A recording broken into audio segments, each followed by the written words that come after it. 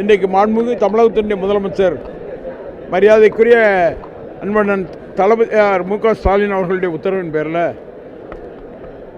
வெள்ளை நேரத்தில் மக்களை காப்பதற்காக தன்னுடைய உயிரையை விட மறந்து அந்த மக்களை காப்பாற்றின அந்த மீனவர்களுக்கு பாராட்டு விழா நடத்தி அவர்களுக்கு பரிசும் கொடுத்து அவருக்கான அடையாளமான சர்டிஃபிகேட்டும் கையில் கொடுத்துருக்கோம்.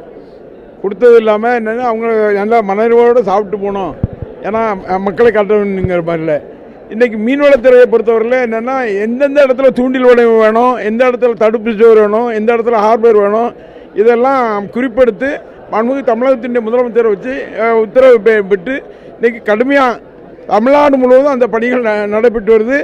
அது மட்டும் இல்லை, இன்றைக்கி ராமநாதபுரத்தில் பாசி மூலம் பாசி வளர்த்து அதை உணவுப் பொருளாக மாற்றக்கூடிய அந்த வேலையும் இன்றைக்கு திறமையாக நடைபெற்று வருகிறது.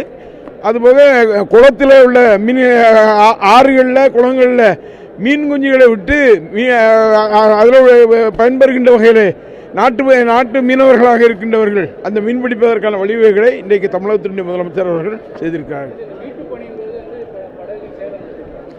மீட்பு போது படகு சேதமடைந்த படகுகளுக்கு குறிப்பெடுத்து நிவாரணம் வழங்கப்படுவதற்காக மாண்புமிகு முதலமைச்சருடைய கவனத்தை கொண்டு போயிருக்கு. அது கண்டிப்பாக வரும்.